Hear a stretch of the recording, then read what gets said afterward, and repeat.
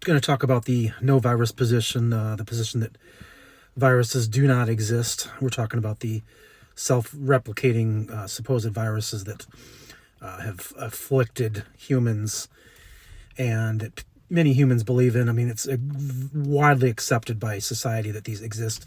And the reality is, when you do the research, if you wanted to, if a person actually wanted to, which very few people want to know the truth on this, or even if they do know the truth, they can't hold the position publicly because their livelihood depends upon it, their social structure depends upon it, and there's just a bunch of reasons why the government and industry makes it impossible for almost anybody. I mean, it's a very, very, very small fraction of society that can understand the no virus position, can look at the evidence in an unbiased way and actually see what is reality and what is not. So I did purchase the ebook by the Baileys, Dr. Sam and Mark Bailey, A Farewell to Virology. This is a updated version, which I'm just starting to go through, and it does it goes beyond where they had originally what they originally wrote in 2022. September is when the first version was released. So I'm interested to get through it and to really understand it and be able to speak to it a lot better. I think it's incredibly important for those that do recognize the harms to our society that the idea that viruses exist cause. I mean, first of all, people need to be aware, and it allows, it allowed for an amazing, unbelievable transfer of wealth and control by the government. So it was just a control mechanism. But you have to understand the underlying science, and it's interesting. I had a conversation with a childhood friend recently. We were just reacquainting after many, many years of not having, we knew of each other, but had not been in contact. So anyway, I just sort of laid the base position out, and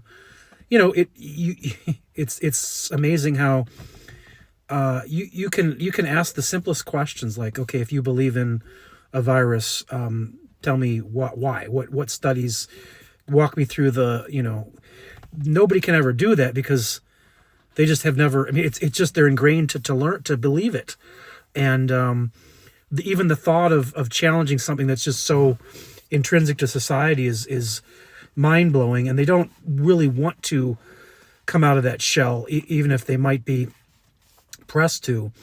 So, I think it's important for those of us that have come to the conclusion that viruses don't exist to do our best to introduce that to those around us, to those that at least would be receptive or have some respect for us.